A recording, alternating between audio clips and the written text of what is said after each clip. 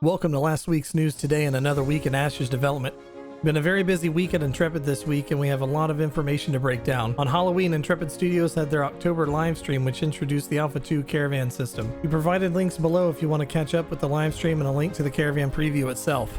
Before we break down the Caravan preview for you, we want to first let everyone know that the preview does not have any PvP. We know a lot of people were expecting, and Intrepid got back to explaining the reasoning for it not being in this preview. One of our goals of these development updates is getting feedback on specific systems. This month we want feedback on caravans and connected systems like glint and commodities. We felt that bringing PvP into today's stream would have dominated the conversation and taken away from what we're looking to discuss with players. There will definitely be a time to talk PvP in the future, but that wasn't what our focus was for this update. Steven reiterated this point in Discord, saying there is already a run of show planned with a convoy of caravans and group PvP. We don't know when this showcase will be, but we're looking forward to it. Now on to caravans itself. We learned that the official name of the goods transited by caravans and ships will be called cargo. The Hunter's Lodge, which is one of the default buildings that comes with a node, is where the commodity vendor is located. This vendor sells commodities, which is a form of cargo. In order to create cargo, rather than needing gold, a player will need materials and a resource called glint, which was previously known as hunting certificates. Glint serves a very integral role in the economy within the game. It is a material substance that is acquired through various means, but primarily hunting different antagonists within the world, and it is the physical form of essence within the beasts of Vera. So when you acquire this, it is bound to your character, and that is a very important component of the economic systems here, because glint will be used to pay for certain services such as taxation for buildings that you have or citizenship dues that are necessary. Glint comes in different rarities from common to legendary.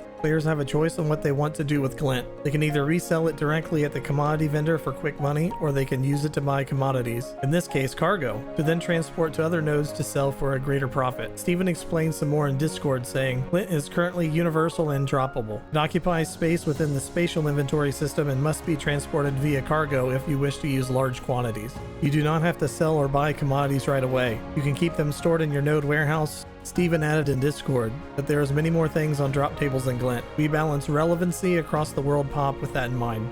But back to creating cargo. Intrepid shows us the current interface for buying commodities, which is subject to change like everything else. It's good to see the shapes of the items before buying as well. But once you buy commodities from the vendor, your cargo is stored at the caravansary, not in inventory. It is visible with your warehouse UI.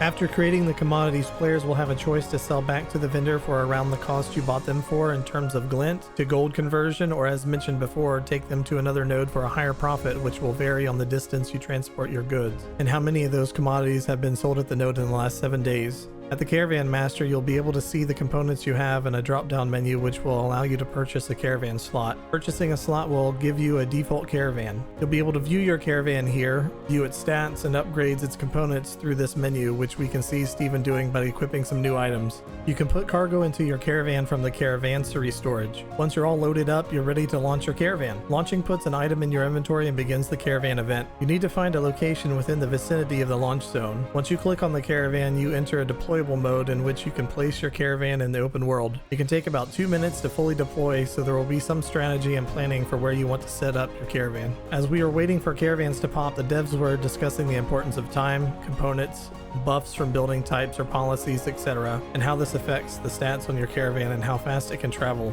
And there are lots and lots of stat customization, as for example, you might upgrade your caravan wheels so that it either moves faster on roads or on the off-road. We also found it quite interesting that some loot in the world can be in the form of cargo, which you can summon your caravan out in the wild if it is already empty. The two caravans we see in the stream are default Kalar caravans. Lucky has a tier 2 and Steven has a tier 5 or so caravan. They couldn't quite remember the exact number for his. The team was going to demonstrate caravans converting into a raft or river travel, but the tech needs some more work, so we won't dive too much into it just now. But when it does go to convert, it will go into construction phase. We'll get to see this in a future stream. The devs did touch on briefly that if you register to defend a caravan, you won't be able to unregister to immediately attack it later. You can also defend multiple caravans at once, so you could have more than one caravan in a raid group. They also touched upon how there will be random events in the world that can spawn while you are moving through it with a caravan, such as fallen trees that are blocking the road that are too large to be moved and you have to go around them, to an event where you are attacked by a group of marauding skeletons that even had an elite mob alongside a healer and other damaging mobs that they decided to flee from. The caravan had 3 skills. One was a healing aura that heals nearby defenders, which is pretty cool. There's a temporary speed boost, as well as the most awesome skill, the repulsor blast. Steven mentioned that the cooldown was broken, so he was just spamming it. Classic Steven.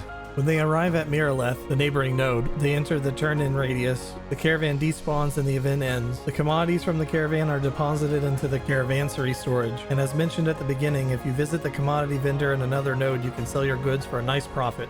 We know this was chunky and a lot to digest. If you have any feedback on the system, do head over to the forums. We have the thread link in the description to take you directly there. Some things they'd like to know is, how do you feel about the caravan system so far? Is there anything particular you're excited or concerned about regarding what was shown during the caravan system preview? Or do you have thoughts or feelings regarding some of the aspects of caravans, such as caravan components, glint, commodities, exchange rates, etc.? And finally, we've got Fan Art Friday, where Emberstone has sculpted an awesome looking Drake of the Canopy. Great job! And Intrepid has also hired 11 new devs this month. The team keeps getting bigger and bigger.